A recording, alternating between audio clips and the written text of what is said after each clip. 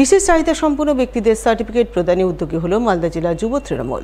উদ্যোগের অঙ্গ হিসাবে মানিকচক ব্লকের বেশ কিছু প্রতিবন্ধীকে দলীয় খরচে মালদা মেডিকেল কলেজ হাসপাতালে নিয়ে গিয়ে তাদের সার্টিফিকেট প্রদানের ব্যবস্থা করলেন মঙ্গলবার। এই প্রসঙ্গে জেলা যুব তৃণমূল সভাপতি বিশ্বজিৎ মণ্ডল জানালেন, রাজ্য সরকার বিশেষ চাহিদা সম্পন্নদের সার্টিফিকেট প্রদানে ব্লকে ব্লকে শিবির করেছে, কিন্তু বিভিন্ন কারণে সেই শিবিরে যেতে পারেননি যে সমস্ত বিশেষ চাহিদা সম্পন্ন মানুষ, তাদের সার্টিফিকেট প্রদানে দলীয়ভাবে তিনি উদ্যোগ গ্রহণ করেছেন।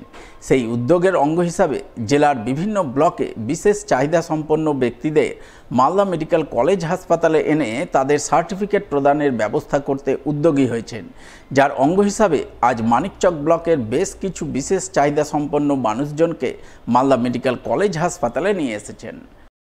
আজকে আমরা মালদা জেলা যুব তৃণমূল কংগ্রেস আমরা যে বছরের পর বছর প্রতিদিন মাসের পর মাস আমরা যে জনসংযোগ কর্মসূচি আমাদের দলের নির্দেশ মতো এবং এই জনসংযোগ কর্মসূচির মধ্য দিয়ে আমাদের দলনেত্রী আমাদের নেতা মাননীয় অভিষেক বন্দ্যোপাধ্যায়ের নির্দেশ যে যেই সমস্ত মানুষ এখনও পর্যন্ত যেই সমস্যাগুলো রয়েছে, যেই জায়গাগুলো ফাঁক ফুকুর থেকে গেছে, সেটা আমাদের দলীয় নেতৃত্বের মধ্য দিয়ে সেই জায়গাগুলোকে কাজগুলো সম্পূর্ণ করা।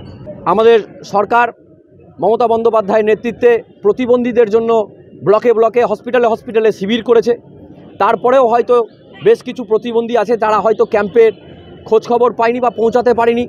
এই জায়গাগুলোকে আমরা দলীয়ভাবে আমরা নেতৃত্ব মালদা জেলা যুব তৃণমূল কংগ্রেস আমরা যৌথভাবে এই জনসংযোগ কর্মসূচির মধ্য দিয়ে প্রায় শতাধিকের উপরে প্রতিবন্ধীদের আমরা খুঁজে বের করে এনে তাদেরকে আজকে আমরা মানিকচক থেকে আমরা নিজের উদ্যোগে আমরা তাদেরকে বাসে করে তাদের জল খাবারের ব্যবস্থা, দুপুরের খাবারের ব্যবস্থা এবং আমাদের নেতৃত্ব দিয়ে মালদা মেডিকেলের সহযোগিতায় তাদের প্রতিবন্ধী যে সার্টিফিকেটের ব্যবস্থা, সেই ব্যবস্থার উদ্যোগ আমরা নিয়েছি এবং তাদেরকে আজকে আমরা আজকে নিয়ে এনে মালদা মেডিকেলে তাদের সমস্ত রকম যে চিকিৎসা ব্যবস্থা, ডাক্তারের দেখানোর ব্যাপার, কাগজপত্রর বিষয়গুলো যে রয়েছে, সমস্ত রকম ব্যবস্থাগুলো আজকে মালদা জেলা যুব তৃণমূল কংগ্রেস আজকে এই উদ্যোগ আমরা নিয়েছি। এক গৃহবধূকে মারধর করে প্রাণনাশের চেষ্টার অভিযোগ উঠল স্বামীসহ শ্বশুরবাড়ির লোকজনদের বিরুদ্ধে। ঘটনায় আক্রান্ত গৃহবধূ বর্তমানে গুরুতর অসুস্থ অবস্থায় চিকিৎসাধীন হাসপাতালে। ঘটনাটি ঘটেছে মালদার রতুয়া থানার বালুপুর এলাকায়। জানা গেছে, আক্রান্ত গৃহবধূর নাম পিঙ্কি মণ্ডল, বয়স ৩৫ বছর, বাপের বাড়ি মানিকচক থানার খয়েরতলা এলাকায় এবং শ্বশুরবাড়ি রতুয়ার বালুপুরে। স্বামীর নাম পশুপতি মণ্ডল। তাদের বিয়ে হয়েছে গত ১৫ বছর আগে।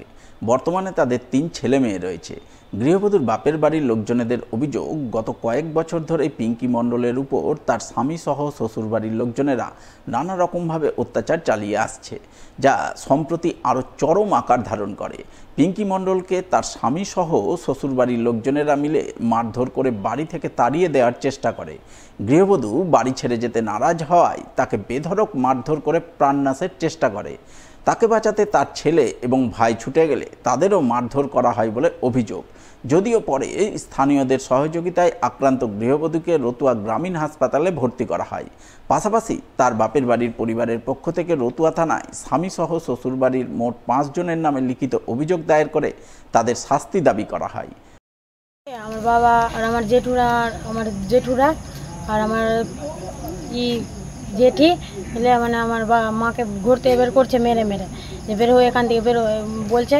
আর আমার বাবা চুলের মুঠা ধরে মানে পড়িয়ে আর আমার জেঠুরা মিলে মারলো, ইট নিয়ে লাঠি নিয়ে আমার জেঠিও মারলো, গোলায় ফাঁস লাগাবার চেষ্টা করলো। এবার মেরে অজ্ঞান করে দিয়েছে, সবাই মিলে মেরে। আমরা ছুটাতে গেলাম তো আমাদেরকেও মারলো। এবার মারলো, অজ্ঞান হয়ে গেলো। তো এবার আমার মামাকে ফোন করলাম যে মাকে মতো করে দিয়েছে, মেরে দিয়ে অজ্ঞান করে দিয়েছে। তারপর মামা আসলো, এবার মামা নিয়ে যাচ্ছে হাসপাতাল। তো এবার নিয়ে যেতে দিচ্ছে না, বলছে যে দুটারই বডি যাবে না, তো এমনি যাবে না, মরবে তারপরে যেতে দিব। মানে ভাইটাই মিলে সবাই মিলে মারতে লাগলো, বাড়ির সবাই, জামাইবাবুর দাদা, মা, ভাই, তারপরে সবাই মিলে মেরে। আর ভাগনারা যখন ওকে ছুটাতে যায়, ছুটে যাওয়ার আমার ভাগনাদেরকেও মেরে জ্ঞান করে দেয়। তারপরে আমি মালদা থেকে বোলেরো নিয়ে আসি, বাড়িতে বোলেরো লাগিয়ে আমার ভাগনারা আমাকে ফোন করার পর বলছে মাকে মেরে ফেলে দিল। আমি বাইক নিয়ে আমি যাই ওখানে দেখতে যখন যাই সেই অবস্থায় আমার বাইকের চাবি ছেনে নেই, আমাকে লাথি ঘুষালিয়ে মারার পরে কোনো নম্বর চাবিটা দিল, চাইলাম তো, চাওয়ার পরে চাবি দেওয়ার পরে আমি স্ট্যান্ডে আসলাম, স্ট্যান্ডে একটা টোটো ভাড়া করলাম, টোটো ভাড়া করে টোটোকে জ্বালিয়ে গেলাম, টোটো কাটকে নিল, বলছে মার্ডার করবো তারপরে যাবো এখানে। তারপরে আমি ওখান থেকে টোটো করে আমি নিয়ে আসলাম রতুয়া হসপিটাল নিয়ে এসে ট্রিটমেন্ট চলছে, এখন চিকিৎসাধীন আছে রতুয়া হসপিটালে। এর আগে মেরে ফেলার চেষ্টা করেছিল, কোনো রকম করে বেঁচে যায়, আবার আজকে মেরে ফেলার চেষ্টা করেছিল গলায় ফাঁস লাগিয়ে। আমরা সুব্যবস্থা চাইছি, এর বিচার চাইছি, উপযুক্ত শাস্তি হোক।